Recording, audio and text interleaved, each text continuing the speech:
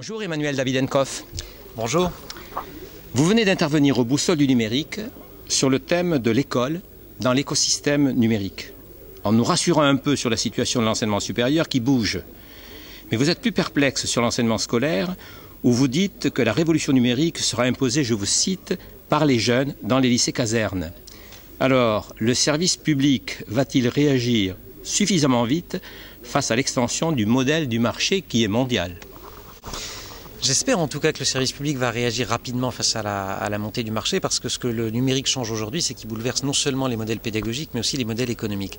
Quand je dis modèle pédagogique, il faut s'entendre, il ne bouleverse pas les fondamentaux.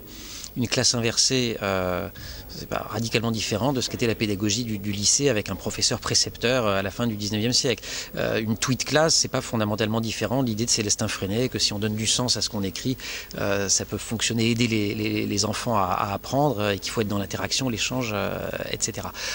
Donc, raison pour laquelle je pense que ça peut prendre, c'est-à-dire qu'on est sur un humus existant. En revanche, les choses vont extrêmement vite, elles s'accélèrent, et les systèmes publics ne sont pas les seuls à entrevoir les possibilités que ça offre.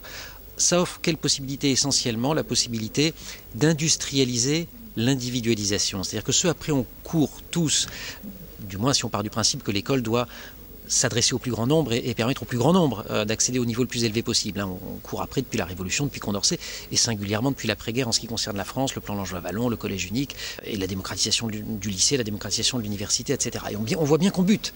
On voit bien qu'on bute parce que, voilà, comment réussir à adresser les besoins de chaque élève, comment mettre ce fameux élève au centre. Or, l'élève, l'utilisateur, il est au centre avec le numérique. On peut savoir un tas de choses sur lui, on peut collecter des données, et ça peut aider l'enseignant à adapter sa pédagogie, à adapter son enseignement à la problématique de chaque élève. Ça ne le remplace pas du tout.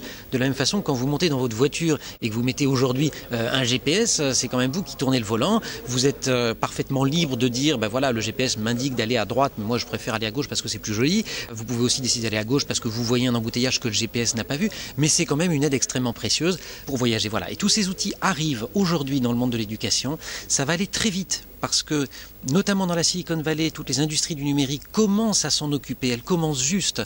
Et si ça impacte l'éducation de la même façon que ça a impacté la presse, l'édition, la librairie, la grande distribution dans les années à venir, effectivement, on va voir des offres privées se déployer, ce qu'on appelle des pure players, ou alors des systèmes mixtes. Et là, je crains effectivement que si l'éducation nationale ne réagit pas, que si les services publics ne réagissent pas, une offre privée low cost, en tout cas, de nouveaux modèles économiques viennent séduire une partie de la population. Il ne faut pas se tromper sur la clientèle aujourd'hui du privé en France. Et quand je dis privé, c'est au sens large. Vous le savez, une partie est associative, une autre consulaire. Le privé au sens du capital, il est extraordinairement minoritaire. Hein. Mais c'est un public de classe moyenne. C'est-à-dire qu'on n'est pas sur les élèves en très grande difficulté, on n'est pas non plus sur les élites de l'excellence, parce que ça, les prépas savent très bien les attirer, mais voilà, on peut aller vers un système où au fond le public s'occuperait des très très bons, et qui sont aussi dans notre pays les très très riches, de ceux qui sont le plus fragiles, et qui sont dans notre pays aussi les très très pauvres, et puis finalement la majorité de la population se tournerait vers d'autres solutions. Et là je crois qu'il y a un enjeu social. Alors si on veut aller par là, j'allais dire, moi, je suis journaliste, hein, j'observerai, je commenterai, je veux bien, mais au moins qu'il y ait un débat là-dessus. Ce qui m'effraie aujourd'hui, c'est que ce débat, en dehors des cercles qui sont intéressés, que ce débat public n'a pas lieu, et qu'on est peut-être en train d'y aller sans en avoir débattu. Et ça, dans une démocratie, je pense que c'est grave. Merci.